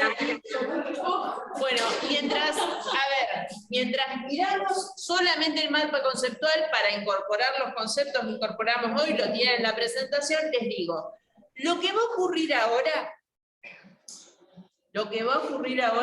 es un producto. Ya. Ninguno de los chicos y de las chicas nos va a desdecir si nosotros decimos que una asamblea tiene que ser participativa. ¿Estamos bien? Bueno, el desafío que van a tener ellos y ellas es esto. Nosotras vamos a dejar el Zoom, por supuesto, y van a tener que pensar cómo, y vamos a asistir obviamente para que lo puedan hacer, cómo hacemos para participar en los dos espacios. De eso es lo que se trata este tipo de miradas. Miramos los productos, miramos los discursos, pero miramos los productos. Y sobre los productos concretos entendemos si hay cambios organizacionales o no. La identidad de una asamblea es una asamblea, o sea, la de siempre, la histórica, de los anarquistas para este lado. Ahora, ¿cómo se sostiene una asamblea miti-miti? Bueno, ahora lo vamos a ver en vivo y en directo. Pasen. Exactamente. Eso es lo que también estamos tratando de descifrar. Por eso, acá están. Mirá, acá, por ejemplo. Ahí se los puse. La idea para venir. Ahí estamos todos. Esta es la que las va a enfocar a ustedes. Y ustedes tienen que invitar a los compañeros y compañeras en la pantalla de esta. ¿Está bien? Ahí vamos. Bueno, compas, estamos acá en una cursada bastante atípica. Hola a la gente que está en Zoom también. Les veníamos a comentar, ya está escrito. Gracias, igual. Les veníamos a comentar, ya estando en su 5º año, han transitado varias veces este momento, donde nos podemos a discutir la semana de mayo. Sabemos que como estudiantes es una semana fundamental, donde se nos juegan un montón de cosas, se nos juega la posibilidad de promoción, las condicionalidades, poder rendir con relatividades y un montón de cuestiones más que hacen a nuestro tránsito en la facultad y poder seguir avanzando en la carrera. En ese sentido, obviamente, estamos trabajando para que esta semana se institucionalice, es decir, que se incorpore en el calendario académico, pero sabemos que los tiempos muchas veces no coordinan los tiempos de lo institucional, los tiempos que estamos necesitando ahora. Entonces, venimos justamente con esta propuesta de asambleas por cursada, donde la idea es que ustedes puedan discutir y puedan votar si quieren o no tomarse esa semana, que es la semana de mayo, que correspondería a la semana siguiente. Ya hemos pasado por otros años, inclusive si alguna curso trabajo 5 a la tarde, espontáneamente sucedió. Ahora la estamos haciendo acá entendiendo que la otra parte del quinto año también tiene que decidir si se quiere tomar esa semana o no. Hola compa, primero que nada me presento, yo soy Maxi, hago de la Bolívar. Nada, reforzando lo que dijo la compañera, me parece que es una política muy importante para que podamos permanecer. A muchos se nos juega un montón de cosas en esta semana de mayo, se vencen un montón de materias, y a los que no nos podemos dar esta semana como plazo para poder adelantar o poder llevar los textos al día, me parece que es súper importante que nos podamos dar espacio para discutir, es algo que ustedes ya conocen hace varios años, así que nada, dar espacio, esperemos que nos puedan acompañar, que tiene que ser una política que para que se institucionalice tiene que salir de la unidad del claustro estudiantil, y así que nada, eso. Bueno, nada, estoy como yo creo, lo voy a ver en la cámara y voy a decir que bueno que yo puse virtual solamente porque esto me hubiera enloquecido. No, acompañar primero lo que dicen las compañeras, ya lo hemos discutido, creo que hace muchos años venimos teniendo asambleas anualmente para que salga la semana de mayo, donde votamos por curso. Nos ha Gustavo Legador, un poco lo que nos parece es que, más allá de que obviamente hoy votemos y lo definamos, es necesario que avancemos en alguna medida un poco más concreta para que esta semana no nos siga restando tiempo de clase, tener que discutirlo año tras año, sino que verdaderamente sea algo que pueda estar incluido en el calendario académico, es un derecho que tenemos los estudiantes concretamente para poder rendir, es la semana más importante en términos de cuartos finales porque se nos vencen las materias y las compatibilidades, y es bastante desgastante que año tras año nos encontremos, tenemos que venir al aula a votarla y explicar qué es a todos los compañeros. Así que bueno, proponerles esto, que lo podamos votar ahora, pero sí también que haya un compromiso, digo, pues acá presente por parte de nuestros consejeros estudiantiles, para poder lograr con la unidad del claustro estudiantil, obviamente nosotros como agrupaciones vamos a estar acompañando, para que estas discusiones se den en el Consejo Directivo y tengamos una institucionalización de la semana de mayo, que es un derecho, yo al menos ingresé en el año 2015, que ya existía, viene de años anteriores, y que realmente esto, bastante desgastante que lo estemos discutiendo año tras año. Otra particularidad de este año que tiene es que el primer año parece ser que esa semana no se va a tomar, a nosotros nos parece que esto es un error, concretamente, es algo que vamos a tener que seguir discutiendo en futuro, y ya estamos a día miércoles, pero sí lo que nos parece interesante es que como estudiantes nos encontremos discutiendo con nuestros compañeros. Sabemos que hay estudiantes en primer año que son recursantes, que por ahí están cursando historia, pero que tienen materias ya de segundo y tercero y que también tienen que dar un final, y parte de estas institucionalizaciones para que justamente no haya errores de comprensión de qué es la semana de mayo, para tener que encontrarnos discutiéndolo con los docentes, el por qué también un compañero de primer año tiene derecho a esa semana, porque sabemos que los tiempos académicos no son los mismos tiempos que nosotros tenemos realmente para cursar las materias, así que también un poco incluirles en esa discusión, por más de que ya muchos entiendo están lejanos del primer año, pues eso sería raro que estén sentados en esta materia, y sentadas en esta materia, pero bueno, para que sí entendamos cuáles son un poco las discusiones que lo estemos dando, y sepamos también que estamos votando el día de hoy, por parte de eso. Nada más. Solo me remito a leer los chats para ustedes, que esto no me genera ningún antecedente. Gaby dice, voto sí a la semana de mayo, en la cátedra de trabajo 5 fue unánime, y otra Gabriela dice, voto sí a la semana de mayo. No se abrió la votación, pero bueno, las compañeras ya están interviniendo. Igual tenía una pregunta, sí. ¿Cuáles son los impedimentos concretos para la institucionalización de la semana de mayo? Desde nuestro... Lo que sucede con la semana de mayo y la institucionalización es que eso se define en el Consejo Directivo o en la Comisión de Estudiantes, no se discute, pero que los distintos claustros estamos de acuerdo para la institucionalización. Eso no lo podemos decidir. ¿Cuáles son las posturas? Y que la postura, o sea, institucionalizar la semana de mayo implicaría que se incorpore al calendario académico. Y las posturas, nada más de docentes y el resto de los claustros, que ya son estudiantes, van en relación un poco a achicar la cantidad de clases, que por ahí incluso el año pasado, cuando la semana de estudio, también había posturas que decían que por ahí no todos los estudiantes rinden en mayo y que por ahí esa medida que aplica a todos los estudiantes en el semana de mayo, pero que no son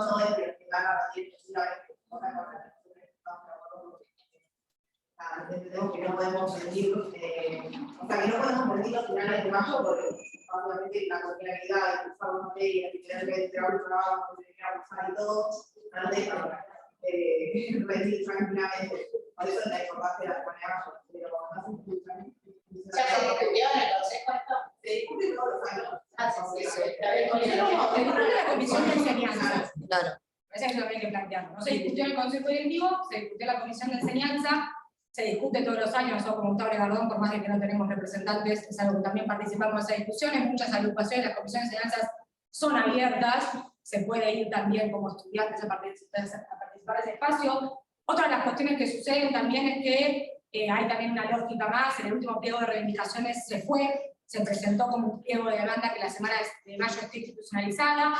Ahí un poco lo que se nos contesta o lo que se dice justamente esta atención, y que en todo caso, si esa semana se logra institucionalizar, se tendría que adaptar el calendario académico para que las cursadas empiecen una semana antes o terminen una semana después, porque por reglamento tiene que haber tanta cantidad de clases, salvo por hechos eventuales como un paro, claramente, o un duelo, pero que tiene que haber dentro del calendario académico tanta cantidad de clases dentro de la currícula, y que tomarse una semana sin clases tendría que significar el adaptar ese corrimiento. Me parece que ahí lo que hay que hacer como clase estudiantil, y lo invito a que lo discutamos en conjunto y no solamente las agrupaciones, es plantear una propuesta bien hecha, llevada al consejo directivo, entendiendo todas estas cuestiones, y que en todo caso podamos discutirlo de manera más fina con docentes, no docentes y autoridades, de por qué en todo caso queremos que exista. Después también de ese estudiante tenemos la voluntad nuestra, perdón, como allá chiquitito, tenemos la voluntad también, digo, nosotros todos los años en realidad lo que hacemos es un paro, porque también hay que entender nuestras características. La semana de mayo, si bien se charla con los docentes también y muchos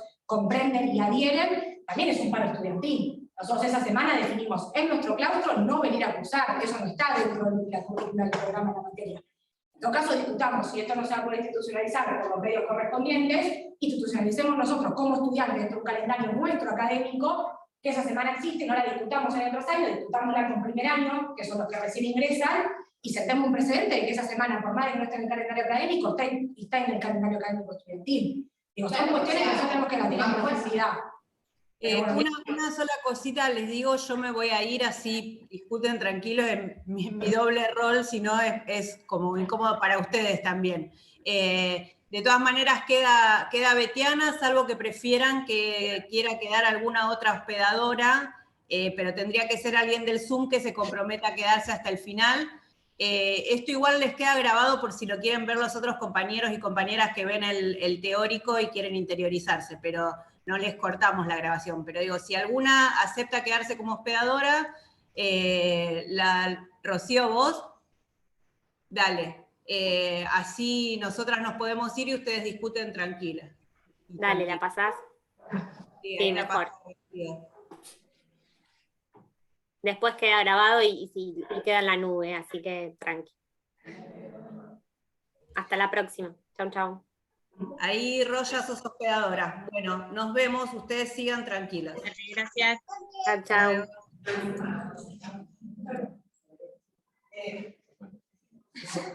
No, yo cortito, como capaz tiene mucho que ver, pero me parece que esto de institucionalizar o no la semana de mayo y esto de si se quiere la oposición del claustro docente, que es un poco eso, porque eso me parece que hay una homogeneidad de decisión de que eso suceda, tengas que asistir a lo final. Y en ese sentido me parece que también está bueno cuando no sé, se piense el planteo, es medio una pavada lo que voy a decir, pero pienso que hasta el hecho de que no esté institucionalizada y de que como estudiantes, haciendo uso de nuestro derecho, nos la tomamos de igual manera, interviene hasta de manera más negativa en la calidad del proceso de enseñanza-aprendizaje. Por ejemplo, que una cátedra X diga, está bien, semana de mayo no hay repaso, pero el 17 de mayo hay igual parcial. Bueno, eso interrumpe peor el proceso de enseñanza-aprendizaje que decir, se hace la semana de mayo, empezamos una semana antes, terminamos una semana después, y está todo, digamos, previsto, ¿no? Como digo, me parece que hasta sería más positivo o organizado el proceso de enseñanza-aprendizaje, tanto para el estudiante como para garantizar lo que nos quieren ofrecer los padres. Un poco, seguir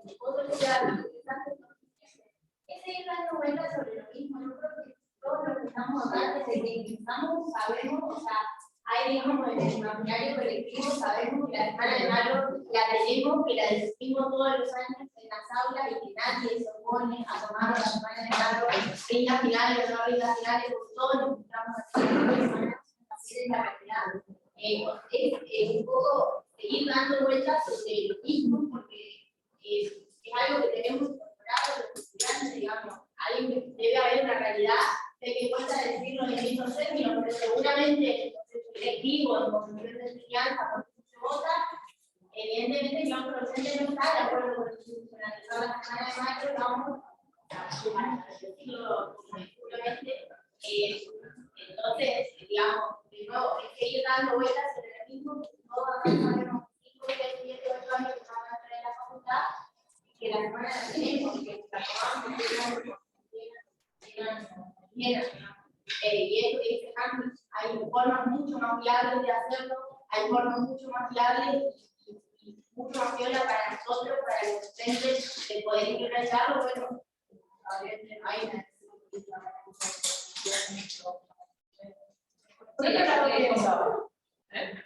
es una llegada para motivar. Que, bueno, por lo menos que no se institucionalicen, dar lugar a estas pequeñas asambleas, ¿no? Porque estamos cortos de convocatoria, ¿o no? Asamblearia. Sí. Digo, que por lo menos nos podemos encontrar y tenemos una asamblea, por lo menos por un tema positivo, para encontrar un lado positivo a la despersonalización. Sí, que no es tan positivo, porque si tenés que llegar a esto para los... O sea, está bueno igual decir el mensaje que sí, pero... Que estaría bueno que nos Igual también, por ejemplo, que el quinto, estamos definiendo algún problema que empezó cuando empezamos en 2017, y que como que antes de que sea algo para los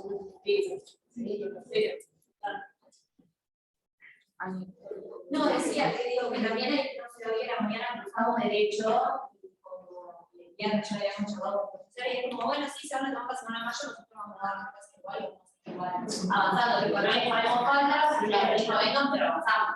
Claro, es como... Sí, a veces la semana de mayo ya mandaron un cronograma con los textos que van a enviar, porque claro, la maldita una Si no, es un bajón porque digo, no sé, un montón de compañeros nos vamos en eso de decir, es una cátedra que además si no venís a la clase es fuerte porque no hay lengua, no hay, es muy difícil venir. Y es como, bueno, no venís, si no viene nadie, no la van a dar. Pero si vienen 5 la clase se dan, entonces, ¿cómo hacer para que realmente los compañeros no vengan a nadie? claro, igual ni siquiera se habló. Bueno, igual la semana que viene. Claro, es la tensión misma entre estudiantes y entre docentes, porque realmente es poner el trabajo 4. Ya sabemos lo que piensan y va a ser de vuelta a la misma discusión, de vuelta a la estadística de que no se presenta nadie, y también la atención con las compañeras, porque no le vas a obligar a que falte si no quiere faltar, pues, bueno, está bien. Creo que nadie está escuchando.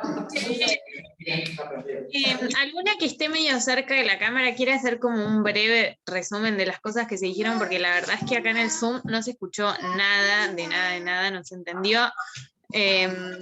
Así que más o menos como para saber qué es lo que están debatiendo ustedes ahí y si hay algún aporte que las que estamos desde el Zoom podemos hacer. No, lo que se estuvo discutiendo básicamente fue la necesidad de la institucionalización de esta semana, que es algo que venimos discutiendo hace muchísimos años y por eso nos damos todo este proceso de cada año tener que hacer asambleas por cursada y tener diferentes discusiones con todo el resto de los claustros, que eso es algo que obviamente si está institucionalizado no deberíamos hacerlo, y una cuestión de que eso, de que la institucionalización no es que no pasa porque sí, sino que hay un montón de otros factores, sobre todo la postura del resto de los claustros, que no es el claustro estudiantil, porque la realidad es que al día de hoy tenemos una postura más o menos unificada de que la Semana de Mayo es un derecho y es una necesidad como estudiantes, pero esas tensiones que se provocan con el resto de los claustros hace que se dificulte todo ese proceso y estábamos charlando en torno a eso, a lo que genera que la Semana de Mayo no esté institucionalizada y todas las dificultades que da eso. No sé si me olvidé de algo. Una pregunta, ¿el claustro no docente también se opone? No. Entonces aquí no me claustro docente.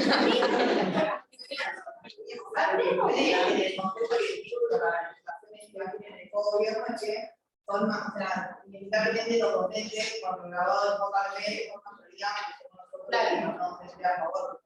O sea, por eso no puedo Eso, que no llega al consejo de graduado también se opone. Bien. Graduado. Es que graduado, como que lo que sucede es esto, los estudiantes siempre, la mayoría, la flor unitaria, como digo, los directivos, como que bien tenemos representación estudiantil, pero como movimiento estudiantil hay que discutir, lo que va a discutir en algún momento, porque era lo que sucede, nuestra representación estudiantil en el espacio de gobierno no alcanza, porque siempre tiene mayoría docente, o sea, igualmente. 5 estudiantes y ya solamente docentes, sin el resto de los claustros, ya ganan porque son 7. Por más que estudiantes y no docentes que tienen un solo representante estemos en el mismo bloque, por decirlo de alguna manera, los números igual no llegan.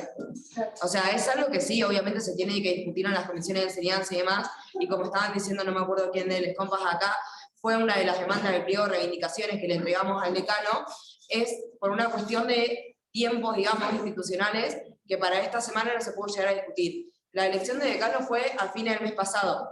Estamos en mayo y todavía no hubo comisión de enseñanza y no hubo consejo directivo, donde tienen que pasar esas dos cuestiones y se tienen que trabajar no solamente en ese espacio, sino también con el resto de los claustros y con el resto de las cátedras, que por más que no estén directamente en la comisión de enseñanza, se tienen que trabajar con esas personas. Entonces es una cuestión de tiempo institucional, básicamente esta semana, este año, no se ha llegado tampoco.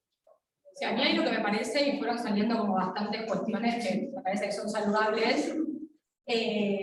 Primero, el estar involucrados, digo, esto que esté sucediendo en una clase y que estemos realmente discutiendo, bueno, cuáles son las trabas, ya habla de que tenemos un gran avance a cuando yo participaba en las primeras asambleas, que era simplemente votar, nos íbamos y quedaba ahí.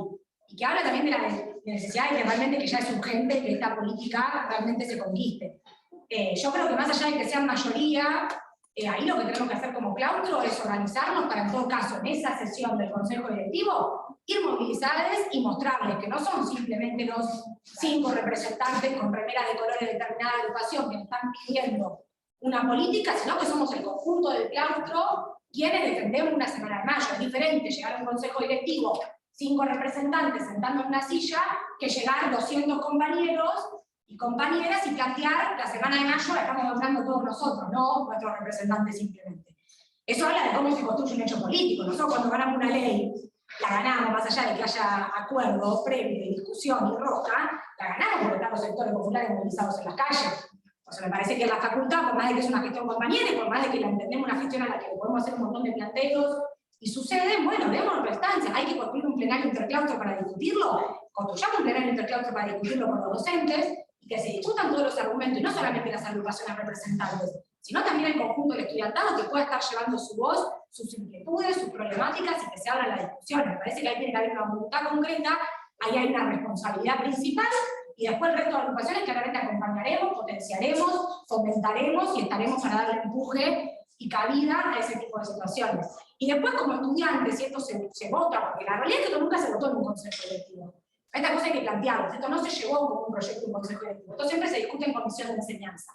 Si nosotros armamos una comisión, un grupo de trabajo para armar un proyecto colectivo, para llevarlo a la comisión, al consejo directivo, se vota desfavorablemente, bueno, entonces acaso discutamos qué medidas vamos a tomar nosotros como estudiantes para, primero, que sea de común acuerdo faltar masivamente, hacer un paro real y concreto, que tenemos la capacidad para hacerlo, porque lo hemos hecho el año 2015 y posterior y anterior a eso.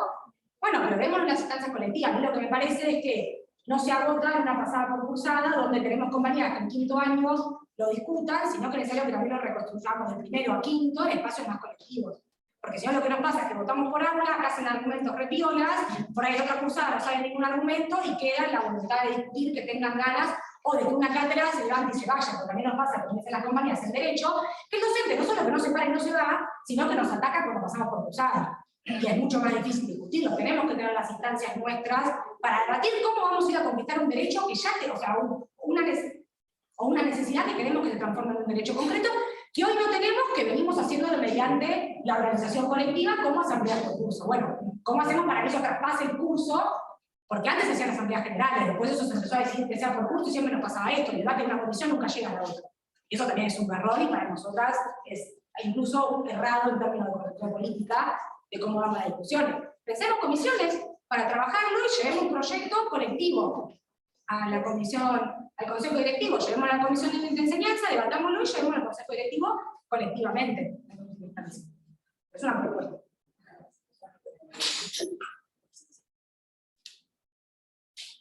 No sé si alguna de las que están en el Zoom quiere aportar algo. Otra pregunta, perdón. Sí. Es una pregunta de forma. Esto que acaba de circular, ¿se puede poner como moción para votar eso y que se logre, se haga o no se haga? ¿Puede ser resolutivo eso? Pero no tiene Claro. O sea, ustedes ustedes le darían fuerza, digamos. Claro. Ustedes serían los integrantes de esa moción. O sea, vos decís, perdón, que por ejemplo una moción, porque es una asamblea voluntad, pero digo, por ejemplo una moción que diga que de acá salga una comisión, porque podemos armar una comisión para presentar un proyecto de importación compañeros de equipo. No, la moción tiene que ser que haya una asamblea de acá en 15 días donde se debatan comisiones para presentar el proyecto para institucionalizar la semana de marzo. No que la comisión sea solamente de estudiantes de quinto año. claro, pero vos votás tu representatividad, eso. Sí, claro. En todo caso, le damos al centro estudiante que se comprometa con la asamblea. No sé si hay que votar, no está acá lo que el centro estudiante, votalo, pero. Como no, Y para mí, se puede armar, a mí me parecería que también estamos pensando en, me parece que está bien pensar en espacio de asamblea, pero también me parece que, en una asamblea voluntad es donde en la caja con un montón de compañeros para independientes, y eso en una asamblea general no se replica tanto a veces, o sea, por ejemplo, la última asamblea que fue la elección de decano, que tuvimos participación teníamos como estudiantes. Bueno, de ahí salieron clases públicas y bueno, pudimos hacer clases públicas y logramos después con la movilización, todo, el boleto educativo, bueno, genial, para ahí participar bastante estudiantes independientes, pero fantástico, pero digo, no se repita tanto y me parece que también nos cabe a todos pensar un poco en cuánta participación tenemos en estos espacios.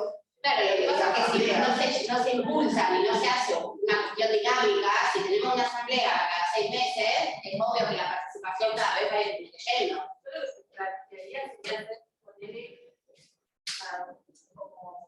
Hacer una asamblea, pero ponerle una a la mañana y una a la tarde. O sea, por ahí la convocatoria va a ser de los que vienen a cursar en la mañana, por ahí van, vienen ya le cursaron, se acercan, charlan, aportan la banda, y después capaz que ellos no pueden venir a la tarde. Entonces hacer todo, o por lo menos el mismo día, para el mismo semana. O el mismo día, como para también tener esa posibilidad de poder venir, si no es una voluntad, salir de tema, la tarde también. Sí, o rotativa, de hacer una mañana y la próxima, claro, no bien. No, pero no era para entonces, no para que pueda una persona ya puede ir a la mañana por la tarde y hacer participar. A mí me parece que igual siempre se intenta hacer en horario la asamblea, en donde también depende, de la gente que sale acusado que entra a horarios, se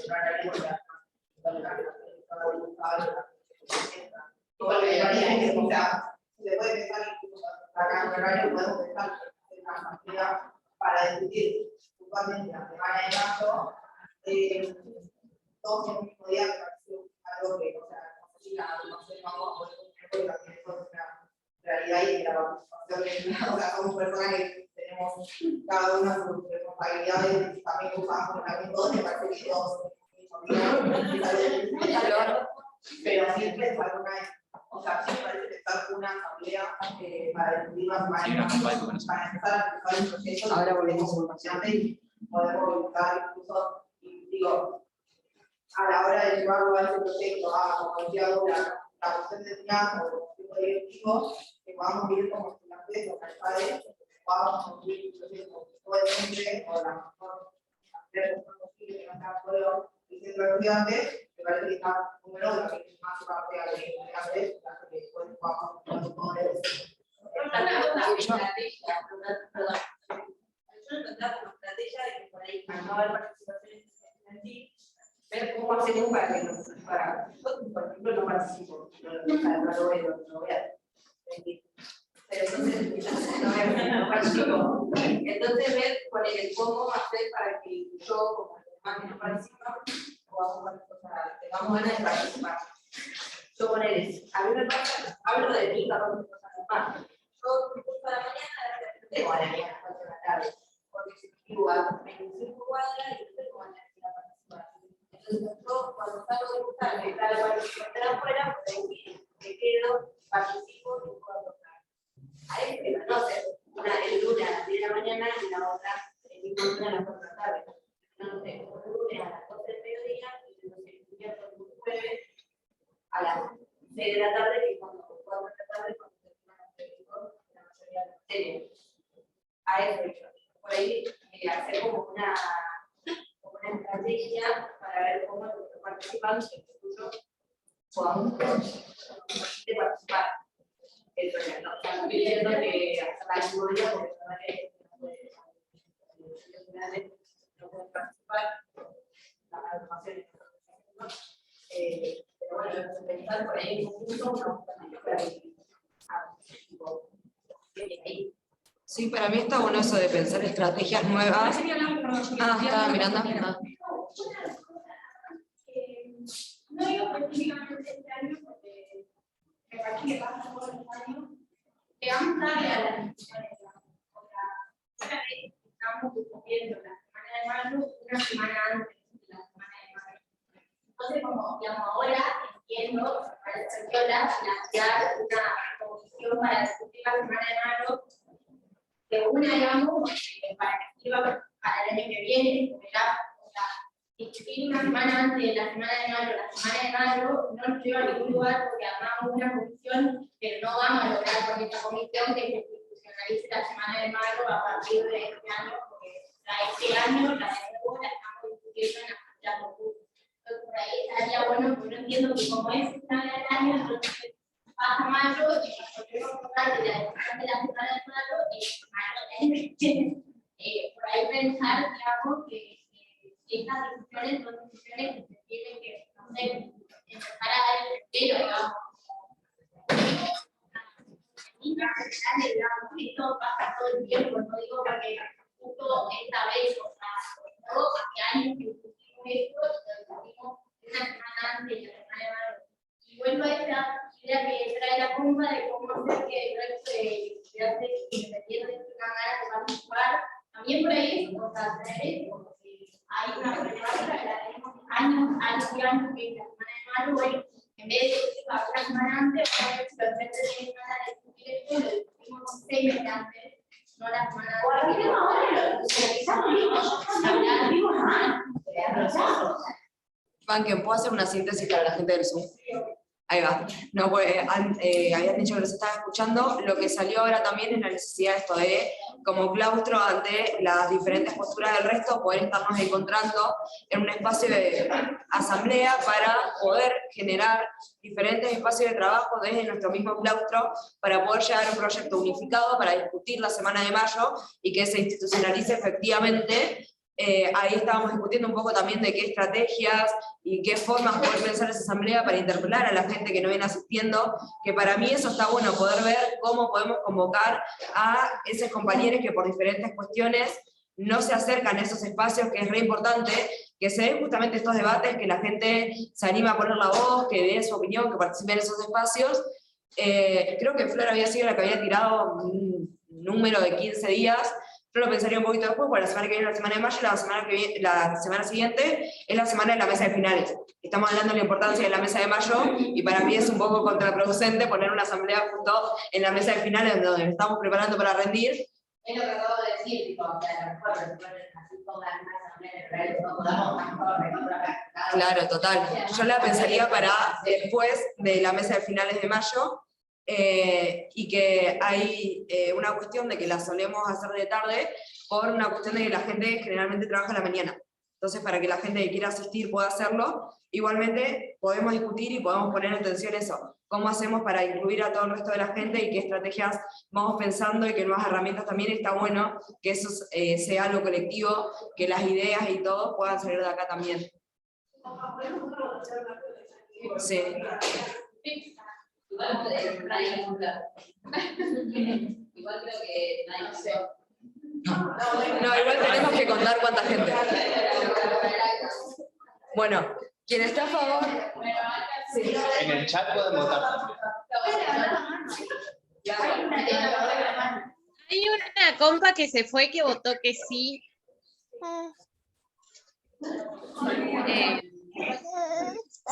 Que se tenía que ir. Bueno, si quieren, votamos acá y ahora después pasamos a contar el Zoom. Bueno, si quieren vayan poniendo que sí. Claro, claro. A favor. La gente del Zoom vaya poniendo que sí en el chat. Porque no sabemos bien cuántas veces. Pero si es unánime, no ponemos unánime, tenemos que contar la cantidad. No, contamos para tener un dato certero de la gente. Sí. Bueno, quienes estén a favor de tomarse la semana de mayo y tengan paciencia que voy contando. Yo sé que está cruzada. 1, 2, 3, 4, 5, 6, 7, 8, 9, ¿En serio? Me da unas ganas de jugar. 21, 22, 23, 24, 25, 26, 27, 28, 29, 30, 31, 32, 33, 34, 35, 36, 38, 39, la gente del Zoom. Para yo curso acá. 40, repito. Y el Zoom. 40, 41, 42, 4. Arriba me parece que había más. Sí, 2 Babi. Sí, acá hay dos. Listo. 46. No, son 2 Babi diferentes. 47. ¿Por la negativa? No, no hubo. Abstenciones. Caso cerrado de dicho. Vale, que no se me hace que te mando. Ya terminó la votación, salió a favor.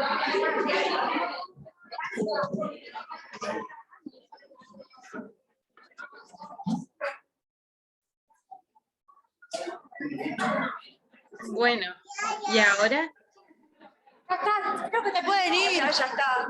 Salió a favor de la semana de mayo por... Queda guardado en la nube. Queda guardado en la nube. O sea, yo no me quiero ir y hacer lío, ¿viste? O sea, hasta las 10 de la noche me quedo acá. La profe que quedaba guardada en la nube. ¿Me escuchás? Ronnie no entiende que tiene que hacer. Lara dice... Ahí viene, no te vayas, Rocío, no te vayas. Ronnie, no te vayas. Hola, Blanquito. ¿Alguno me quiere firmar como estudiante esto? Gracias. ¿En cualquier lado? Sí. Hola. Poné, si te da la opción, poné guardar en la nube. Gracias. Cuando cierres. No toqué nada todavía. De Bueno, nada. Poné cerrar y cuando te da la opción, poné guardar en la nube y si no te da la opción, se guarda solo. Bueno, ¿y las docentes? Y las docentes no. No, ellas no mandan el drive, no pasa nada. Bueno, listo, chao. La mirás ayer, porque si no, no la veo.